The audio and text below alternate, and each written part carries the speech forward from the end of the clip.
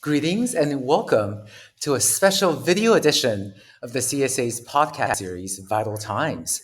This will be published in parallel on both the CSA's YouTube channel as well as its regular Buzzsprout podcast platform. The reason, October 1st is Latinx Physician Day, and especially in California, this is a focus for celebration and amplification.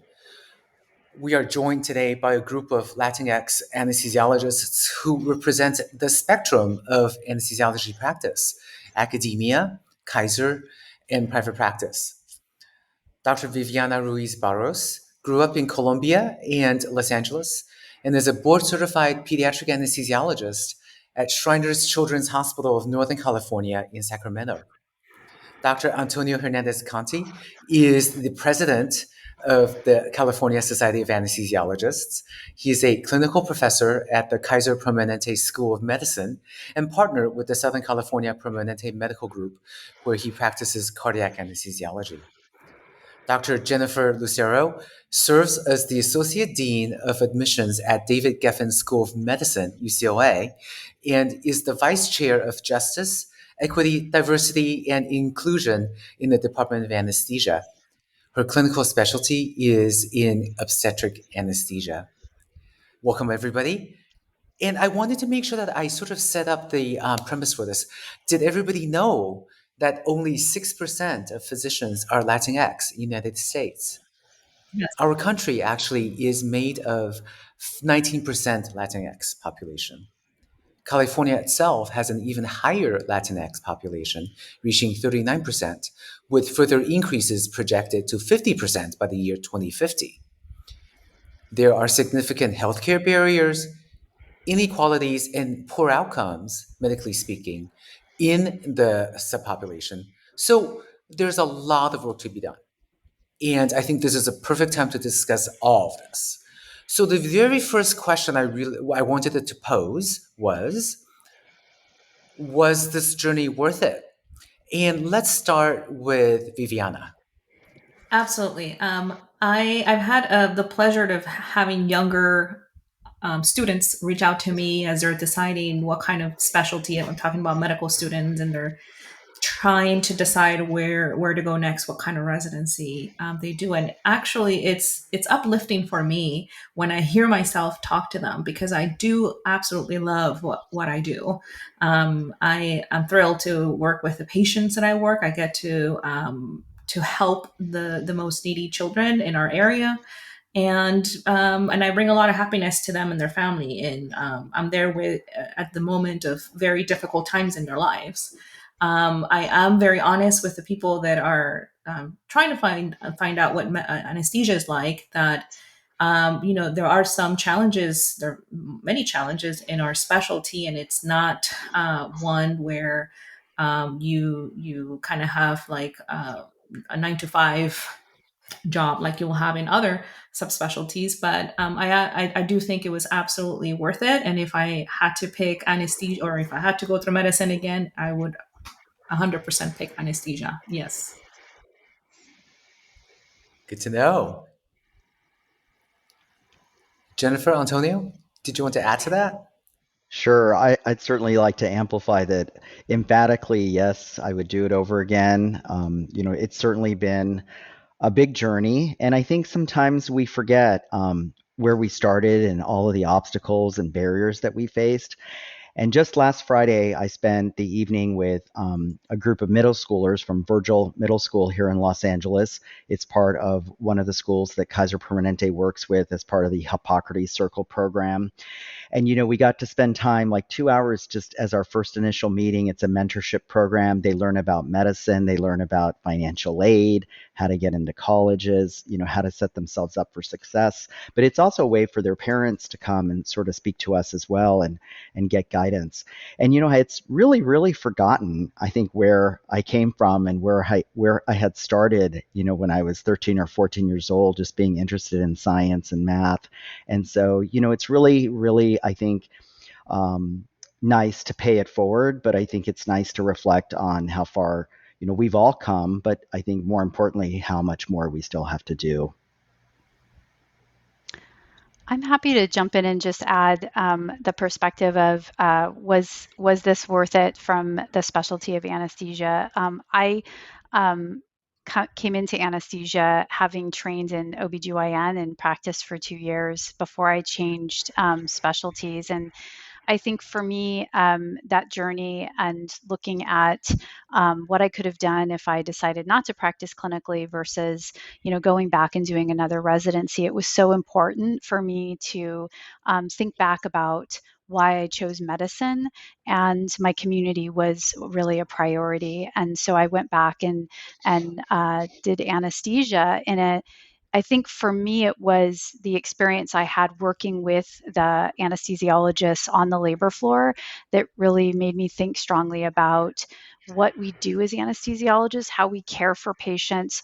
We are, the acute physicians that when there's a crisis, as an OBGYN, I always looked to the anesthesiologist to help us. And so I felt it was a very rewarding specialty. And so when I came back to do another residency, I was really all in and excited to continue and do that work. And I had such great mentors and role models that I could look to when I changed and decided to do anesthesia. So it's very rewarding, and I'm really grateful. That's really inspiring. Jennifer, I wanted to follow up with you about this since you've had the experience of, reaching out and communicating in as two different types of specialists. Mhm. Do you feel like communication is different, and how is it different? Do you feel like you have more impact in one versus the other when you're talking to the Latinx patient population? Yeah, I mean, I think I sort of draw on my both experiences in OBGYN and in anesthesia. When I was training, I trained at UCSF in OBGYN and in anesthesia. And when I was an OB, my clinic was at San Francisco General. And so I had a large Latina population that I cared for, and really understanding kind of the issues. They really saw that I, as a physician that was a Chicana, they understood to like I could relate to the issues and the concerns that they had. In addition, I think there were unique situations where there were situations that were either cultural or we had a large undocumented population, and being able to feel like they could trust and see me as a member of their community, I was able to do more and get more information and trust from them. That actually then allowed me on the other side to, as an anesthesiologist, really relate to them as they were in um, any cesarean deliveries, if they were going through different procedures, I could connect with them, and I understood the sort of other side of what was happening, and I could communicate to them. Because when you're doing a C-section, one of the most impactful things I realized when I was an anesthesiologist on the other side of the drape, so to speak, was that you have this intense relationship with your patient. And in the past, when I was an OB, I was just focused on the surgery, and there was this disconnect. But when I was on the other side as the OB anesthesiologist, I was able to connect with them, and really, as I knew what was happening, I could advise and reassure them, and really I was that support person for them. And I think that being able to have that trust and know that I was there to look out after them was really important. And being part of the community, it actually for them was really important, because it's about a connection and a relationship with our patients. That's a very powerful connection. You're so right. And I wanted to circle back to Viviana. So you were talking about, sort of inspiring, like, a even younger generation now. Um, y- People talk about how you can't be what you don't see. So, you're out there representing. Do you sense that at all when you're doing your outreach? Yeah, so I was very fortunate to have been part of starting a chapter of Project Lead the Way at UC Davis in my prior 2 years there. And we got sponsorship from CSA. So this is a program that was really important to us to get started and going. And we were able to go to three high schools in the local Sacramento region. And many of these children, I could see the difference in the different high schools depending on where they were located, the resources, the kind of preparation that the children had. But at the end of the day, when we went through, we went through teaching them about cardiopulmonary physiology. We even taught them about intubating. We brought mannequins. We told them about what it is to be an anesthesiologist, what our work do, what our pathways to medicine were. And I think one of the most rewarding parts of doing this was at the end when the guys or the girls will come up to us and they would say, um, I just never saw somebody in the medical field, and or this is my first time talking to a Latino physician. I feel inspired, and they will send us thank you notes that were very specific about how impactful it was for them to see somebody that looked like them. And I think most of us can identify with a moment where seeing somebody who had a similar background or a similar story to us helped us feel empowered or helped us feel like maybe I can do that too. These folks overcame these challenges. Maybe I can do that too. And so yes, the feedback does come very frequently, but also in just seeing um, I have a large number of Latinos being in the pediatric field, a lot of Latino and Hispanic background patients. And for them to see somebody that looked like them, there is just a different connection that forms. And I do feel that very, very frequently. So I'm happy that we can bring that to the younger generations. Yeah, that's great. Okay, I'm gonna go on to the next question. I have so many questions for you guys. So we're talking about being Latinx. How has being Latinx impacted your career choices and decisions? Because there's so many different factors for everybody when they're thinking about careers. So I'm just kind of curious about how that one particular detail, we're all made of different things, but how is that one, glaring detail important in the way you've evolved? And let's switch things up and start with Antonio. Sure. I think, first of all, it's a very good question because a lot of times, as we're arriving into medical school, somehow we'll get some sort of messaging from either other physicians or, mentors, and they'll say, because you're Latinx and Hispanic, you really should be a primary care physician. And you really Mhm. should go and serve the community and kind of open a clinic or work in a, underprivileged area and, kind of work on the front lines. And it's interesting because it's sort of like, well, why would you want to limit my choices? That may not be what I'm necessarily interested in. And I think our presence is needed everywhere, whether it's primary care, family practice, or any of the surgical and perioperative sectors. Our presence is lacking basically everywhere. So I think that there is a bit of bias when Latinx, Hispanic medical students are in their training and trying to think about their career choices. They're sort of, kind of skewed towards a particular direction. And I think it's really important for everybody to be true to themselves and say, no, I'm really interested in surgery, or I'm really interested in OBGYN, or I'm really interested in anesthesiology because, it's a combination of physiology and pharmacology and doing procedures. But I think the most important thing is that we need to be everywhere because our presence allows research to be done so that we can sort of address healthcare disparities. It allows us to be, quote, the primary caregivers in the perioperative sector. When I see my patients in the cardiac anesthesia clinic, and there's a large percentage of people who are Hispanic who need open heart surgery, unfortunately. And they'll often say to me, you're the very first Latino Hispanic person I've met in all these years, certainly in the specialty areas, prior to getting to their day of surgery. And it's kind of eye-opening, not surprising, but it is kind of eye-opening. And I sort of reiterate, well, we're here and we're here to take care of you. And I think it's really important that we sort of stamp out that bias, that selection bias or judgment that goes into it. And I think we'll talk a little bit more about that later, how that continues later in our careers as well. But perhaps Jennifer can speak on that from her perspective. Yeah, thanks, Antonio. I think it is when I went into medical school, I, you know, thought to myself, I'm going to be a primary care doctor because that's, that was for me, like looking at my family, they're from South Los Angeles, and that was really sort of a high need area and under resourced. But when I went to medical school with that idea that I was going to be a primary care doctor, I thought, oh, I can't be a surgeon. I can't be, any specialty. I also didn't even know what anesthesiology. I didn't know there was a specialty that was anesthesia. So I was very limited in sort of what my perspective was.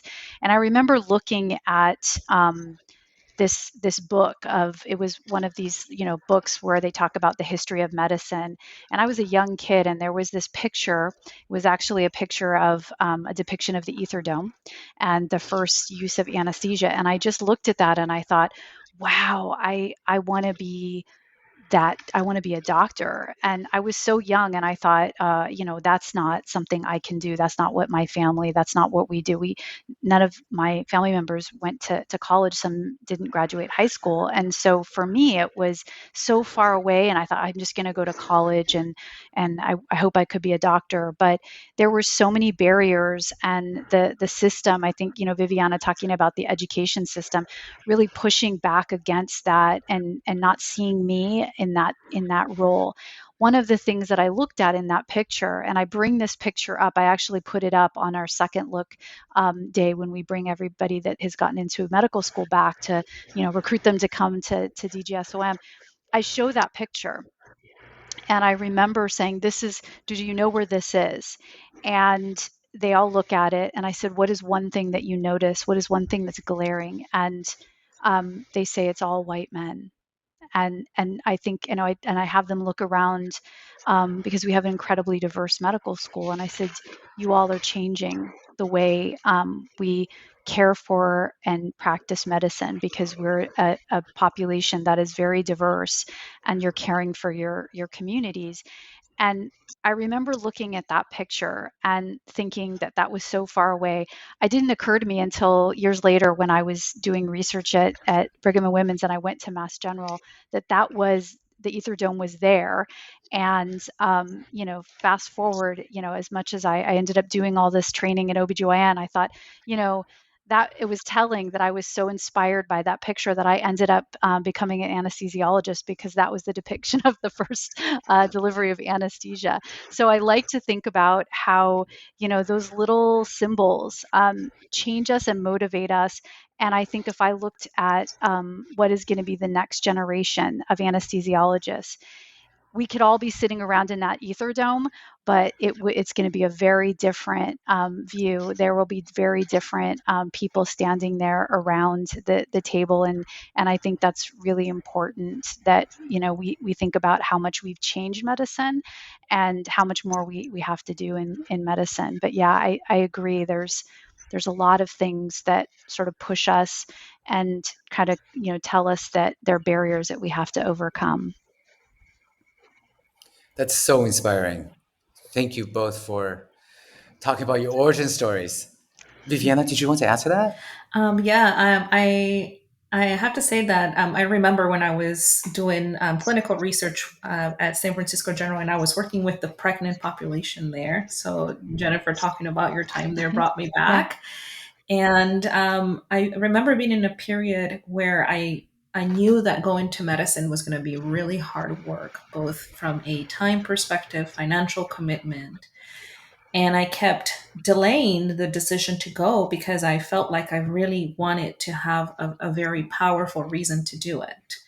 And when I worked with those women, most of whom were Latina women, I felt this so strong connection with them, and hearing their stories and hearing about all the work they had to do to be able to come to our study and participate. Some of them work in the fields, and some of them work long hours in the fields pregnant.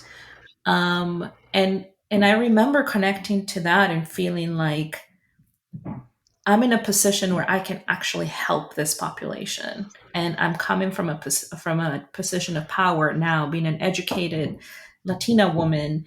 Um, and for me, that was critical, because if I felt like I was gonna make a sacrifice in terms of my time and my effort and my and the finances, I needed to have a very strong connection to the people I was helping, and the connection really started there. So having that empowered me and pushed me to do it. Now I came around and I decided to go into pediatric anesthesia, which at when I started anesthesia, I never thought I would go into pediatrics. I felt I was going to stay with the adults, but something clicked.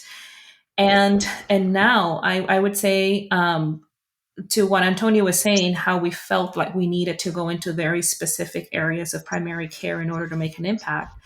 Being on the other side, where I get to have such a strong impact on my patients on the day to day, I agree. We are needed everywhere, and to have somebody that looks like us and that speaks the language fluently and that can connect with these families the way we do, it's not only gratifying for us, but it is for our colleagues, for our nurses, for the people that work with us. The number of times that I have been thanked for, by my nurses and by my colleagues, for being able to bridge that gap, I cannot count on my hands anymore. So yeah, what we do has deep impact, and it goes beyond the clinic. I think everywhere we are making an important and significant impact, but we have to allow us to explore what our strengths are and what we're good at, so that we can better serve our population.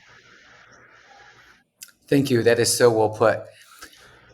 I'm so inspired by this, and I really want to take this a little bit further. And I want to be careful, because I really want to make sure that you know I phrase this question clearly. What I want to explore is that fine line between feeling like you have to represent almost, and then on the other hand, being true to yourself. So, do you feel like it's weird to have your career need to have a greater meaning? What if you just felt like doing something because that's what you like? Um, like what if people say, well, for example, I just read an article about how we as anesthesiologists need to think about having greater numbers in like rural settings. Well, okay, but what if somebody doesn't want to be in the rural area?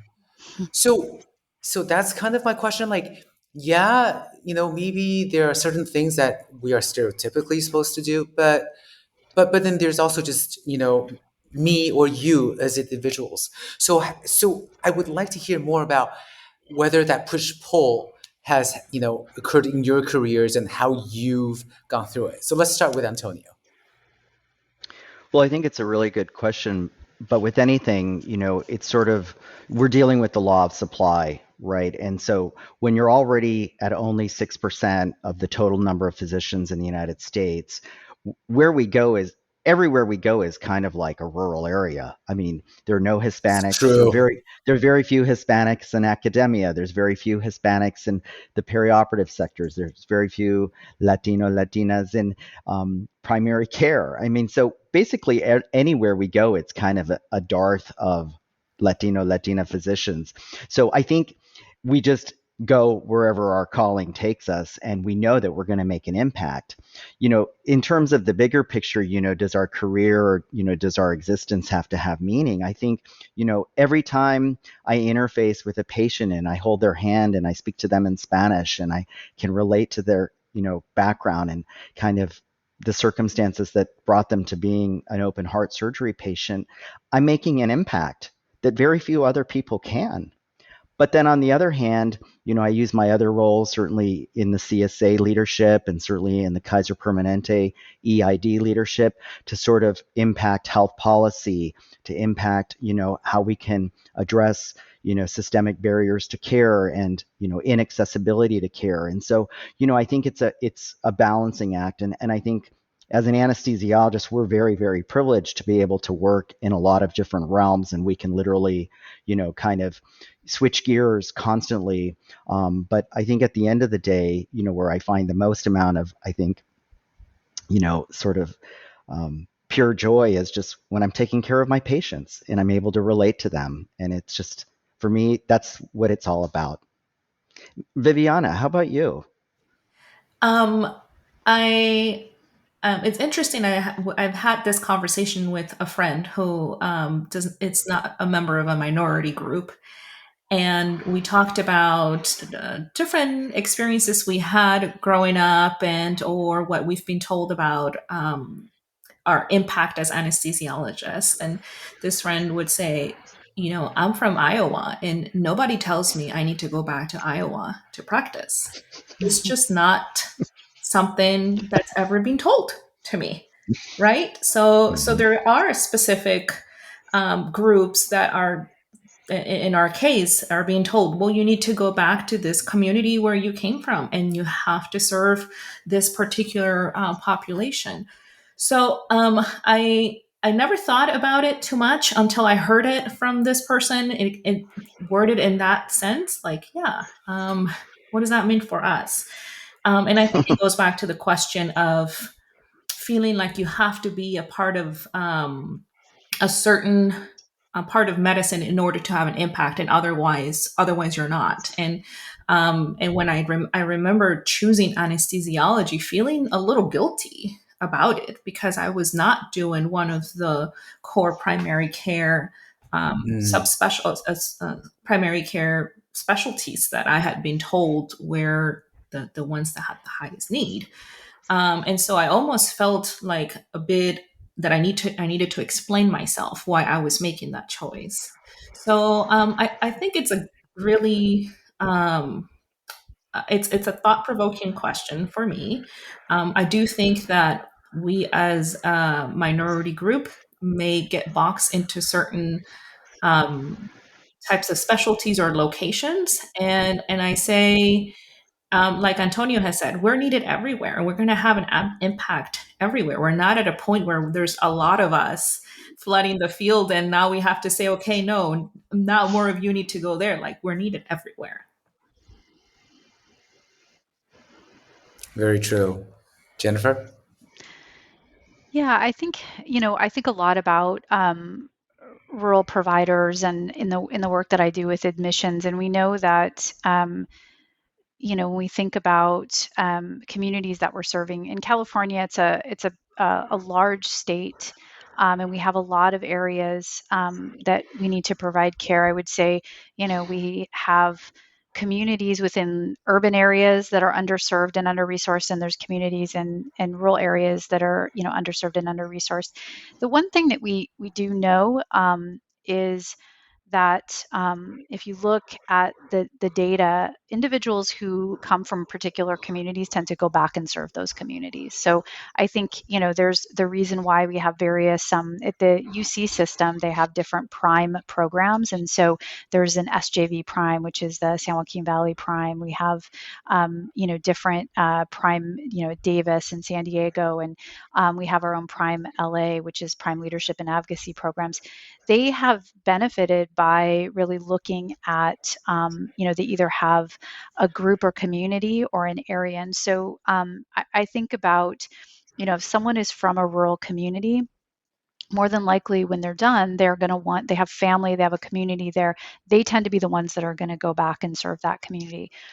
We're not saying, you have to go back there or do that, but we know that generally if you're from a particular community, there is this sense of going back, and we've seen it, and that's been shown. So I think, when I'm looking at um, what are areas and communities that we need to serve, obviously rural areas. And what we do then is we continue to support the students as their students in for pathway programs. So I oversee the pathway and outreach office at DGSOM, and so we have different programs where we do pathway programs in the summer enrichment programs, and we pay attention to those rural areas. And so we reach out to the Humboldt County area, which is a very rural area with limited physicians. So we're bringing in students that are at Cal Poly, Humboldt, that really don't, they come to our program in the summer, and we do this academic enrichment. We put them together with with our faculty and do longitudinal mentorship, and we bring them in and show them, okay, these are the things, these are the skills. They get excited. They have a peer group, and we continue to mentor them. And we do the same. We're building out in the Riverside area and San Bernardino areas, and so really it's the long game. And Yeah, I think when we think about, you know, what do they end up doing? I'm happy to see them go into medical school, and whatever specialty they decide they love and they're passionate about. To me, they're going to go back to whatever community that they're from, and we need it. We need it in those communities. And so I right. think I just think, looking at it from the perspective of for particular areas, we need anesthesiologists, we need surgeons, we need primary care doctors, and whatever the student is passionate about, let them follow that and have them, go and go back to their community. And oftentimes that's really, they have been impacted by what they've seen in their communities, and they want to make a difference. That's their why medicine, and that's, to me, the most important thing. I love that. The strategy is get the people from those under-resourced areas, in a higher proportion of them will go back, Hmm. and Yeah. they'll take that training and those skills back. So I love that. I'm going to move on to the next question. I wanted to know if any of you would have done anything differently now that you've made it.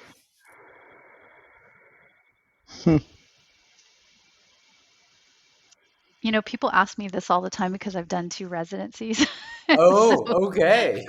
so they always say, "If you had to do it over again, what would you, knowing what you know now?"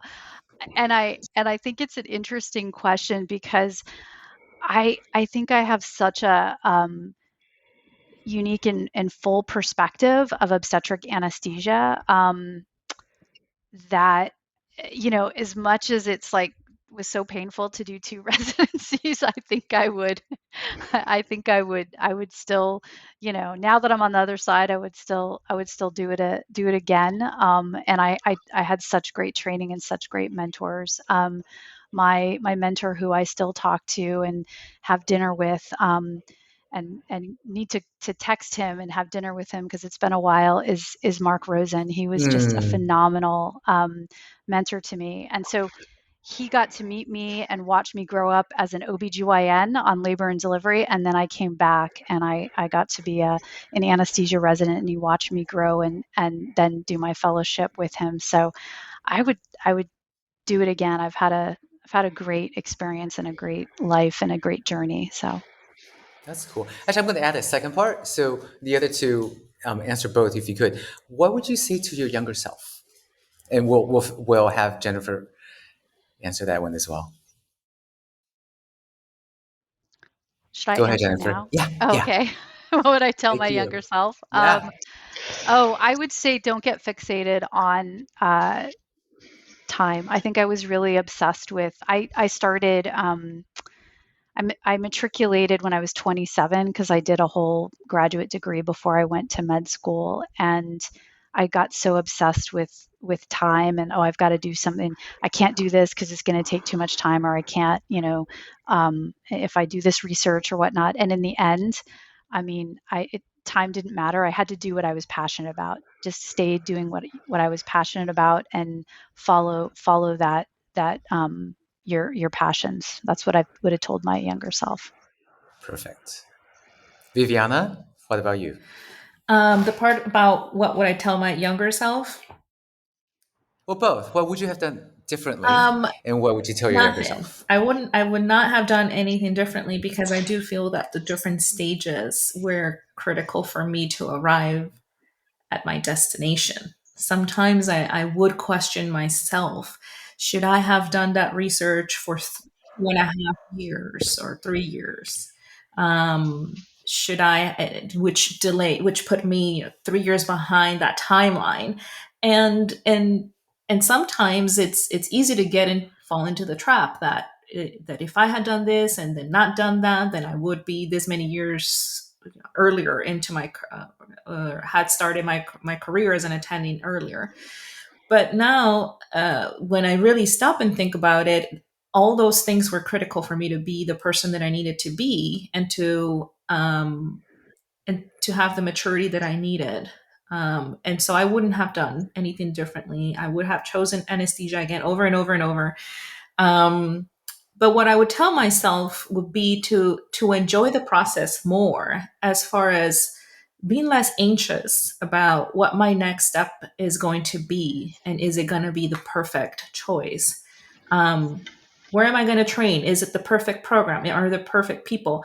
I already knew when I interviewed at OHSU that that was the perfect program for me. That those were my people for that moment of my life. And yet I circled around, well, should it be this one, should it be that one?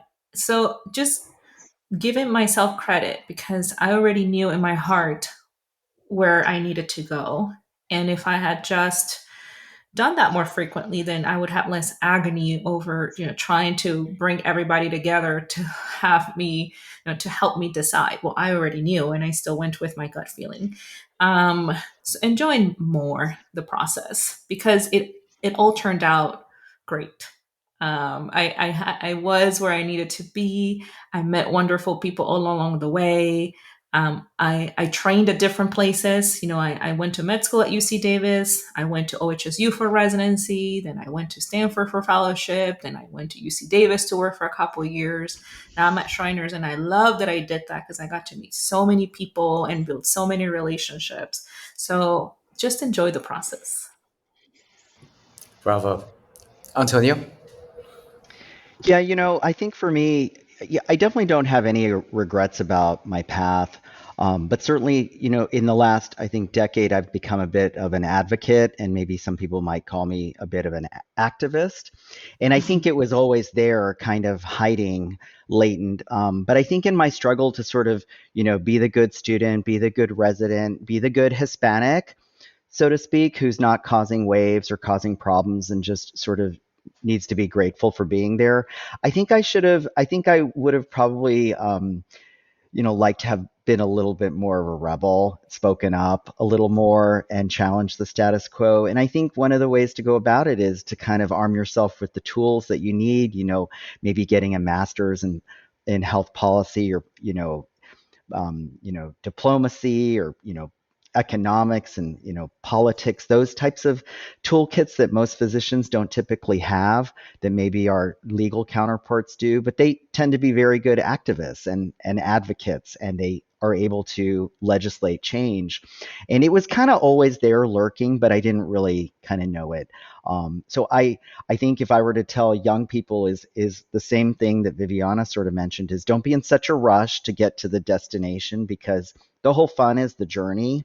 And if you spend another 2 years getting a master's, or going to do like an internship in Washington D.C., or just anything that sort of takes you in a different direction, I think is all really wonderful. But no regrets. But certainly, I think it's important sometimes to raise your hand and not always ask why. But I think the bigger question is, well, why not? And it's kind of like, and why only 6%? I entered medical school in 1990. It's like 40 years later, and it's still 6%. And so it's not just why, it's, well, why not? Why haven't we changed? Why hasn't it changed? Um, and I think, I'm doing that now, as I meet with legislative groups and caucus. I ask those questions. What are you going to do? What are you going to do for us? So that's my take. Awesome. That's great. Thank you all for those thoughts, and completely agree with you guys. It's about the process. Um, Talking about the younger generation of physicians coming up, what do you wish for the upcoming generations of aspiring Latinx physicians? if you had a, what do they call that, like a magic lamp or whatever, Magic like you can wand. make things happen. Yes. What are you going to make happen? Let's start with you, Viviana. Um, I wish for them to see a lot more of us, and I think this is what the bottom of what we're trying to get at here is.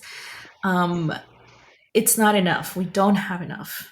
Um, and it's not only enough in the numbers, but in the places that we need to be, right? It's not only being 6% in the being the workhorse, so to speak, but also that we're sitting at the tables where the decisions are being made. And I'm really thrilled to see Antonio in the position that you are, where you can influence and you can um, not only represent but also ask these important questions of, yes, we know it's a problem, it's been a problem since the 1990s, but what are we going to do differently? And so I think having things like, again, Project Lead the Way, outreach programs, or putting our money where our mouth is really important, and all those things are going to help. But also, how are we going to ensure that we're retaining those stars or those rising stars in the positions that we want them to be?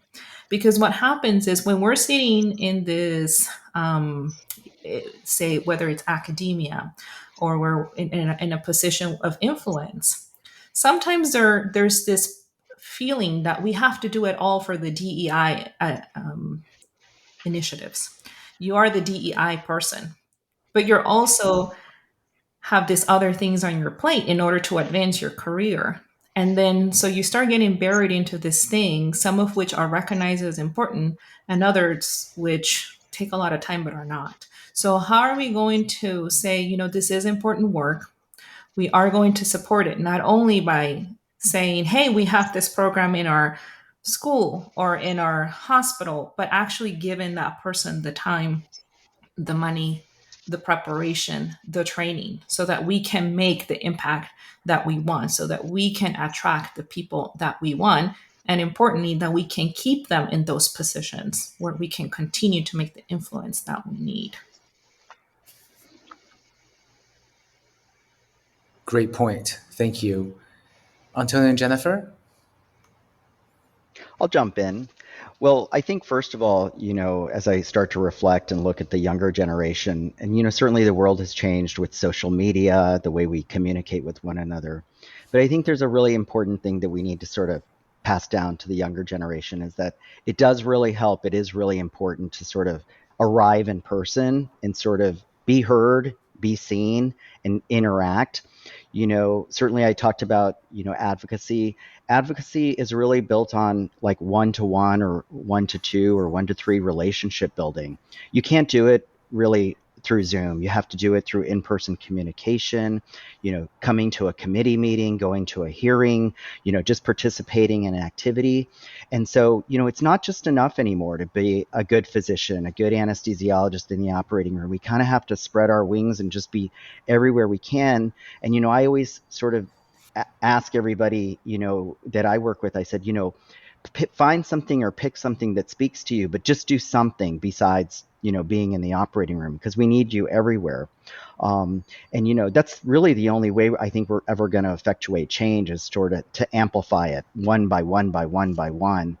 So I think that's a really big component of it for me, looking at the younger generation. I think too is just to realize that, where we are today is going to be, the future is going to be very different from where we are today. And we're going to have to adapt, and we're going to have to continue to sort of adapt to these obstacles, to the challenges that our, specialty faces. The workforce shortage is going to make it a lot harder for us to sort of do those other things. But we just have to be innovative and continue to evolve and adapt.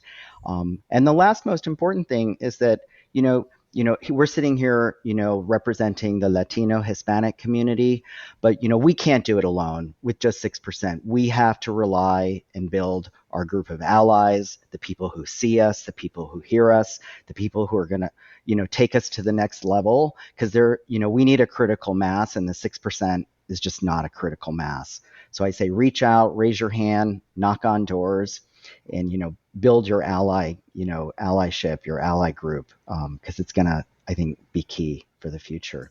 Jennifer, how about you? Well, I think what I try to encourage the next generation, and they do quite well, but it is to be their true self and be their authentic self and bring to that to medicine. I think what you had said, Antonio, of that feeling of having to keep your head down and not speak out. Like we all sort of felt that. And we really all felt that we should just be lucky we're here, right? And so I think the next generation should be empowered to say there are inequities, there are problems with this system, and I want to be here in this place to change it. And Viviana, you're right, it's not a matter of just representing and being in the ORs, it's a matter of being at the table where the decisions are made, being in these leadership positions where you are in academic medicine and health systems, and where you're driving that change. Those that are making the decisions, where the funds are going, what the programs to support, they're the ones that are going to make the real difference in understanding that. And absolutely agree, we need allyship, but we also need the students that are coming forward, to feel like they can be empowered and be their true authentic self and not have to sort of hide or kind of be the vision of what those in the upper hierarchy think we need to be, because we're bringing ourselves, and I think all of us here have brought our true selves in what we do, and we're advocating. I am so impressed with the next generation. The students that I get to see that we recruit to med school, they're amazing, and they're going to do really wonderful things. We need to be able to help them, and get them to that next stage, because we have an opportunity to really make some real change and build that critical mass. I love that. Thank you guys all for those answers and thoughts. Viviana, I wanted to hear your perspective about this. I was very fortunate to be part of a class at UC Davis where 20% of my classmates out of a class of 100 were self identified or identified by metrics as coming from an underrepresented background. And all of them were my close friends and still are. And so, with regards to affirmative action, similar experience with UC Davis. There was a recent New York Times article that talks specifically about the UC Davis strategy and what they're doing um, to try to have a diverse class, but also to continue to identify other measures of disadvantage that are beyond ethnicity. And so I was privileged to be part of the admissions committee last year as well and go through many applications. I think I went through 150 or so applications, and it is a lot of work to screen and to individually look at all the different components of the application. But I do think it works, both because I have been a product of that system, but also because I participated in it, and I can say that I'm looking at things that are much more than the hard numbers and the grades and the MCAT and whatnot. I mean, by the time I was reviewing the application, there was a lot of background work that had been done and sort of um, categorizing and screening the application, so that by the time it came to me, I was actually reading a lot of personal statements and other aspects of the application that are very meaningful and that speak to the strengths of the applicant. And we called it distance travel, sort of the road traveled. It's a similar idea of what did you have to do to get to this point, and it gives you perspective, right? If you have somebody whose parents didn't graduate high school, whose home income is $40,000 for six, who went to community college, who had to work as they were going through undergrad, that gives you a perspective about the package versus somebody who didn't have to do any of those things, right? Because we're not comparing apples to apples, and we have to acknowledge that. And it's not to say that one is better than the other, but it's to say they bring different qualities, and it's important to have a representation of both of those groups in our classes.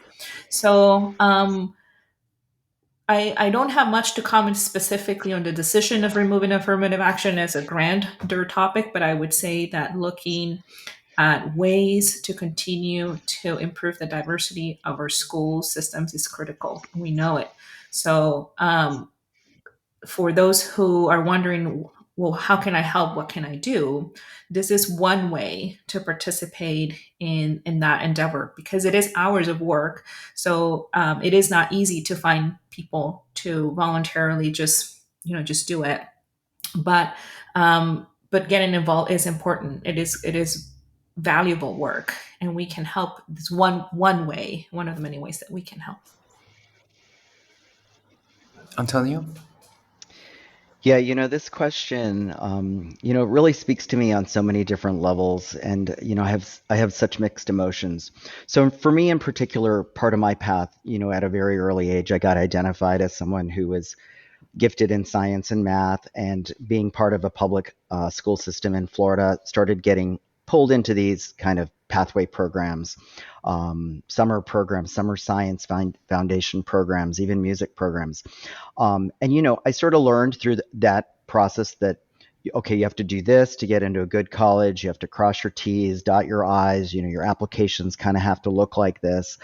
And then I became a very successful student in a very, very, very large high school of, like, I think the graduating class was 1,200. I graduated at the top of my class, and then I got into an Ivy League college, which I guess wasn't such a big surprise to me, but it was to everybody else, because no sooner than I got in, just about everybody in the school said, well, Tony Hernandez Conti got in because of affirmative action. And I was just like, what? Like, what are you talking about? Like, I'm the valedictorian of the high school, and I've done so many things. And, I think my merits speak for themselves. And so for me, like, the word affirmative action, it's sort of, it's a very loaded lightning rod type of word. And so, I think over the past, certainly 40, 50 years since I applied to college, the world has changed, and the world is smaller and it's more diverse, and we certainly have to look at things, I think, as Jennifer said, more holistically. It's the entire person's journey, their narrative, their obstacles, their barriers, what they've overcome, not just their race or the ethnicity, but a whole host of things. And so I think in some ways, I welcome it as a chance for us to reset and figure out a way forward. I'm part of the Kaiser Permanente School of Medicine. I'm a clinical professor there. And it's interesting because the school has just now started its fourth class. So it's a fairly new medical school. And so sometimes it's easier, I think, for medical schools or schools in general who don't have like a history or a legacy or the status quo that they have to unravel to sort of start from scratch. And I'm really proud of Kaiser Permanente and the way they've approached it, because they really look at the entire person and their whole journey. And they are small classes. There's only 50 students in each class, but they are so diverse on so many different levels, geography, socioeconomic backgrounds, race, ethnicity, sexual orientation, gender identity. I mean, you name it, and the class is the most diverse sort of microcosm you've ever seen. The whole problem, with medicine is that medical schools are not sort of reflective of, the population at large, or, as someone mentioned, how do you compare someone who goes to a 2-year community college, then transfers to UC or Cal State, and then how do medical schools evaluate that person, because they're not considered as, elite or highly desirable or prestigious or what have you. There's all these sort of biases that occur. How do you get rid of that? Now, I'll sort of quote an example. Texas, when affirmative action was struck down in Texas a number of years ago, the UT university system decided, you know what, the way we're going to undo it is that if you graduate in the top 10% of your class across the state, no matter, how impoverished your school is, how disadvantaged or advantaged, the top 10% in every single high school is going to get in automatically to the University of Texas. Well, That sounds pretty good to me because it knows you have a chance. Like you have to just hit. There's 100 students in your class. You have to hit that top 10, and you get a ride to University of Texas. But with med school, it's really so difficult.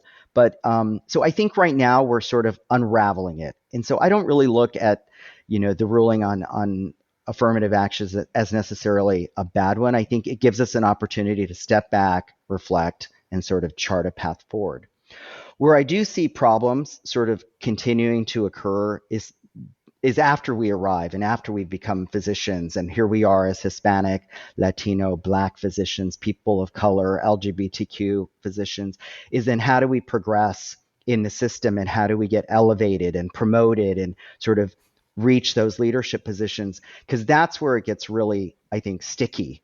And it's really easy to pigeonhole us and say, Jennifer Lucero will be great because she's Hispanic to be the director of EID. But you know what? She's also great and she should be the dean of the medical school, or Dr. Conti should be the chair of a department, or things like that. And so I sort of compare it to, like Hollywood tends to typecast certain people for leading roles. It's time to end that sort of typecasting. you know Latino, Latinas, Hispanics, Black persons, people of color, LGBTQ people, we need to be elevated everywhere. And, one of my main missions as the CSA president is to ensure that everyone's voice is heard, that everyone is seen, and everyone sort of gets elevated in whatever way they want to be. And everyone has a different journey. But I think the time has come now to make sure that we rise, because just getting through the door and getting our white coat and having the doctor, that's great. But then there's other steps that have to come with it. And that's the next part of the conversation, or that's part of the ongoing conversation that I think we really have to deal with, because those systemic barriers, at these very elite institutions, and the obstacles, they are ingrained. They are really there. They're part of the brick and mortar of the system. And I think that's where we have to sort of raise our hands and say, why not? Like, why not us? So that's how I see it. Bravo. I'm really inspired by everything that all three of you have said. And I actually am very hopeful that um, people are each individually making a difference, and that people are going to get to those leadership roles that Viviana really wants people to get to. And I think about this phrasing a lot. You have to be at the table. So you're right, that is the goal. And I think what all of you are saying is it takes a very intentional effort, not just on, for example, the applicant, but the people who are quote unquote judging that applicant, to make this happen, and to look at people on their merit, rather than a certain test score or who they know. So this is all an elaborate way for me to get to my next question, which is allies, allyship, people who are going to recognize talent, whoever that talent is. So, how can your allies help? How can the system help? What do you wish, our institutions, our departments, our perioperative divisions to be doing Mhm. to help this cause?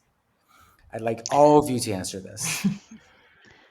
I have a couple thoughts on that, and that actually to sort of add to what's already been said about the idea of how we define success and how we think about who's a leader, and I think allyship is both it has to do with sponsorship, and it has to do with um, really redefining what is a successful leader on different metrics that we have actually used in the past. And I think we have this um, implicit bias. I think I'd like to think it. I'm hoping it's implicit and not explicit, but how we define what leadership is in particular areas.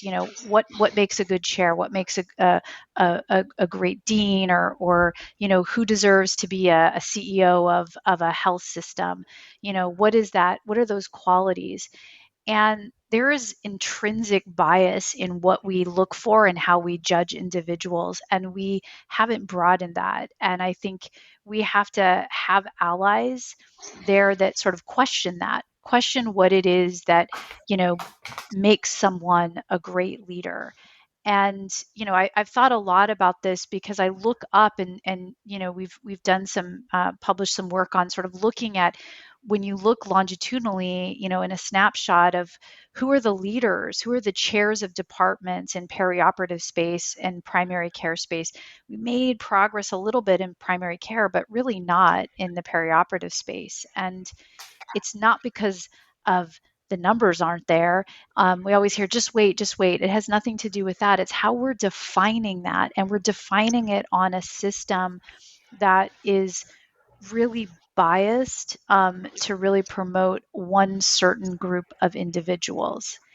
And allies are the ones that are going to be the people that say, wait a minute, and the ally is the one that's, part of that community that's benefited to say, is this really what we need? Or maybe we should think differently about who gets to apply for this position. And I absolutely agree that a someone from a marginalized community should not be said, okay, you're going to fit into this DEI space. If that's what they want, great, but they should be thought of in broader, aspects, because we all bring something different. We all have different experiences and we all have strengths, but how we define that, we've really defined it in a very limited space. And so I think allyship to me is really sponsorship, and it's also questioning the status quo, questioning the systems that have been set up that have allowed this,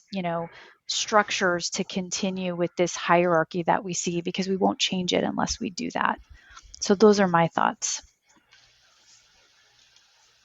I would chime in and say that I have vivid memories of specific moments where an ally came into my life and um, not only um, not only pushed me to do something that I questioned if I was going to be good at, but individually contacted me and said, "You will be great for this opportunity. Apply." And sometimes I think that we have seen, or I personally have seen myself as a leader in my microcosm because of the spaces I've been able to occupy in my community, being going through college and going to med school and being a doctor. I feel like in some way I have been a leader in that sense. But as we're coming into spaces where there is the majority group that are making those decisions, sometimes you need someone to identify or to help you recognize that you have qualities that are valuable and that you can also occupy those spaces. And so, being an early resident and have one of my senior attendings, an influential attending, say, you should apply for you should do this, embarked me in this trip of looking for more opportunities and recognizing that there's more that I can do, and others are seeing it, that then maybe it is true, maybe I am a leader. So in some ways, early on, when we're talking about early trainees, that's an example that I'm using. Seeing those uh, seeing us, or seeing that group as what are the opportunities that I can present them with, or where are the opportunities that I can say so and so will be a great advocate or a great person to sit at this table. That to me is the idea of an ally. Um, you and eventually we all get into these positions where we can make decisions about who we bring to the conversation. And so to talk about the younger generation and say, we're going to bring this person, we're going to start having representation from the residents or the med students or the the earlier folks, is important. At CSA, we already do it, right? We have residents that write in our CSA Vital Times. We have them advocating. We have them coming to the meetings. So it starts early. And then, obviously, as we're moving forward and as we're talking about promotion, especially in the academic setting, is, how are you going to talk about those people at the tables they're not sitting yet? And how are you going to bring them into those conversations? And so, there are the mentors that can guide you through the process of things that you might need to do, but certainly, and we know that most of our allies, just by sheer numbers, are not going to look like us and are not going to come from the backgrounds that we are. And so, everybody has a role in it. It's not only the Latinx people helping the Latinx. It's like most of the people in power are not Latinx, so everybody has a role to help in that. Yeah, and I'm going to just sort of echo some of the things that Jennifer and Viviana touched on. I think, first of all, um, allyship and mentorship and sponsorship, it has to be intentional. So there has to be a structure to it. And I'm pretty fortunate that I now work at Kaiser Permanente and SCPMG, where there is a structure for that. When we come in as associate physicians, we're part of a pathway to partnership program, and they sort of enlighten us as to what are the different, glide paths, what are the different opportunities within an 11,000 physician organization. But once you become a partner, then they have an emerging leaders program. A few years back, we did an inclusive climate assessment to sort of understand where the barriers were, what people felt was great about Permanente medicine, what was not so great. And one of the things that we identified was that there was sort of a lack of transparency in how leaders got selected, how they were cultivated and sponsored. And so as a result of that, the emerging leaders and the leadership programs became open to self-nominations. So you didn't feel like, or you didn't have to be part of an inside track or an inside clique, or if you felt like, no, I think I'm good enough because I'm good enough, that you could become part of this. And then when you're part of these structural programs, you then get exposed to leaders, at the division level, at the regional level, at even the state or national federation level, because you're doing projects and they start to get familiar with you, not only as a person, but what your work products look like. So I think structuralizing things, it's very complex. It takes a lot of time, but it's mostly intentional. When Jennifer talked about the way the medical school at David Geffen School of Medicine evaluates the med students, it's really intentional and it's very time consuming, but it has to be done. It has to be done because if not, it's sort of you're back at square one with, you're trying to overcome a barrier. You don't look or sound or whatever like them, and you're the odd person out in a system that just doesn't identify you, that doesn't see you as a leader because of these sort of implicit or explicit biases. So I think we have to do more. Was really happy that Viviana touched on the fact that at CSA we do sort of start early, and I think it's a big part of, I think what we do well is that CSA identifies residents who are interested in becoming part of organized medicine and advocates, but we also, try to take and provide resources and pathways for anesthesiologists at all career stages. Our committee on leadership development nominations, it sits down.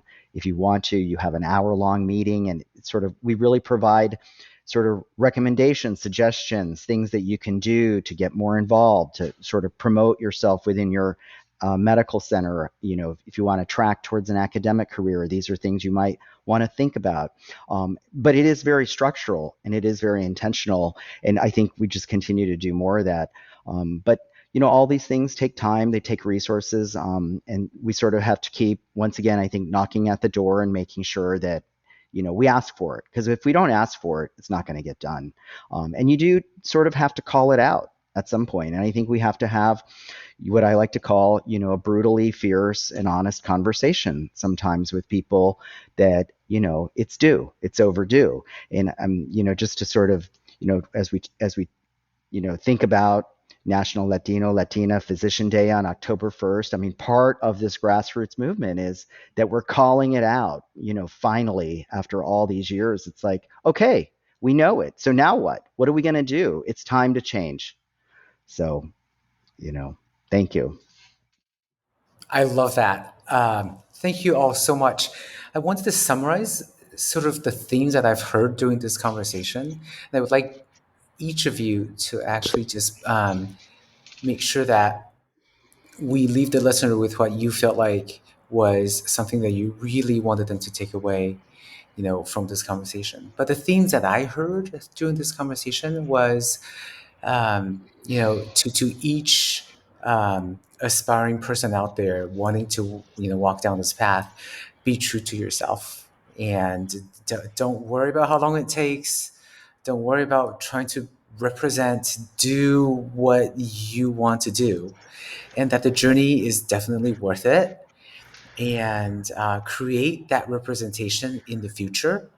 Um, be active, be seen, and develop allies. But if somebody is an ally, is a sponsor, be somebody that is not complacent, but rather questions the status quo, stirs it up, and changes the system. Because, like you guys said, it requires a lot of intention and a lot of work to disrupt that. And it's much easier to just stick with the tried and true, but the tried and true isn't necessarily the best. So those were the things that I heard. And I really hope that the rest of us hear that, can take that away from this and create those action items for themselves. But that's me. I want all three of you to leave the audience with what you really want them to take away from this conversation. We'll start with Jennifer. I mean, you really encapsulated all of it.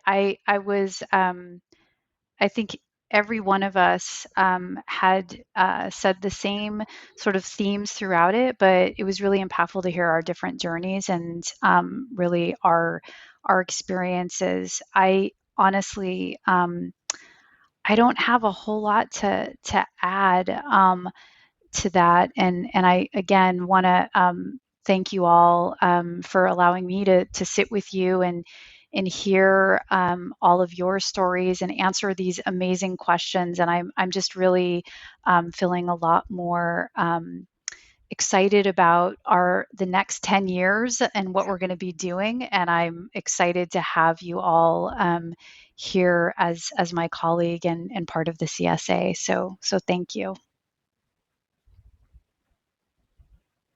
I guess Antonio? I guess if I could say, kind of to encapsulate it, I think is one is just to, be your own true, authentic self, and be unabashedly so. Don't be ashamed of any part of you that's unique and different. Really own it, and believe in yourself, even when others don't. Believe in yourself.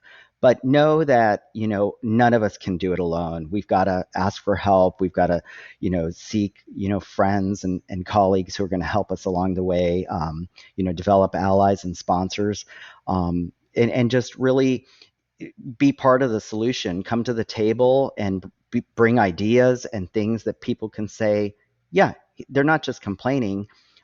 They're being part of the solution. They're bringing new ideas and they're trying to find ways to innovate. They want to make a change. We want to make a change.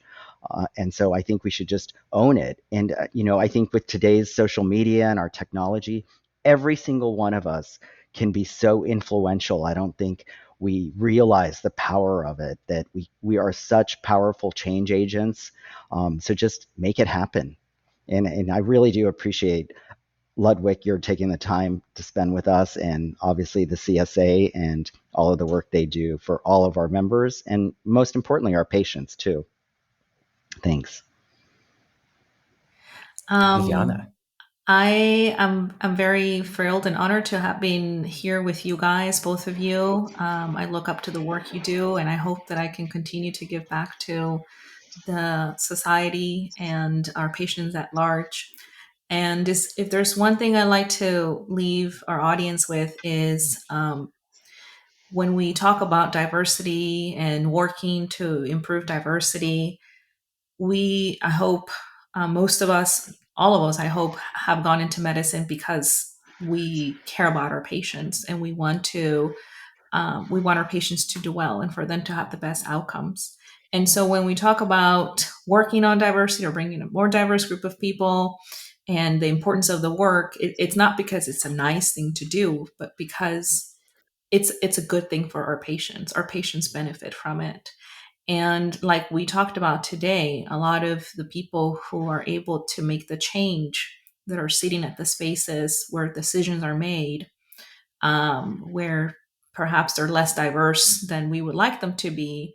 It's not about the color of your skin or where you came from, but it's about that these things matter to you, and it's about sponsoring and elevating this topics and these conversations, right? Like the people that are able at this time to help us, our allies, are diverse themselves. You know, they come from all walks of life, and this is work that we need to continue to do for our patients and for our society. So I love that we're having these conversations. I love that we're using this month to recognize the Hispanic heritage, but the work happens year round, and I hope we continue to do it. Thank you so much for Completely. having me here, guys. I personally really wanted to have a diverse representation in terms of stage of one's career, but also the different types of practices, and to make sure we all understand, it's not about just one segment of the anesthesiologists. We are everywhere, and we're important everywhere, like you guys are saying. And also the other thing is, Viviana, you made a really good point, and Antonio just said this as well. It's about the patient care. It's about the patient outcomes, and we have data that we need to work on this. There is increased morbidity and mortality, and there's a reason for that. We need to have people taking care of these patients who understand the implications. Also, the other thing is, I didn't really get to say this, but there's so much talent in all of us, right? Why would we ignore a huge number of us and be missing out on that? I mean, that's the way I think about it. Yeah. Okay, I think we've done enough talking for today. Thank you all for being here. I'm so thrilled that we got to have this conversation. I really hope that we inspire some people out there. We're all reachable via social media, and I would encourage people to try to participate and to engage. And in conclusion, this is another episode of the Vital Times podcast series for the California Society of Anesthesiologists. And I'm Dr. Ludwig Lin. Thank you.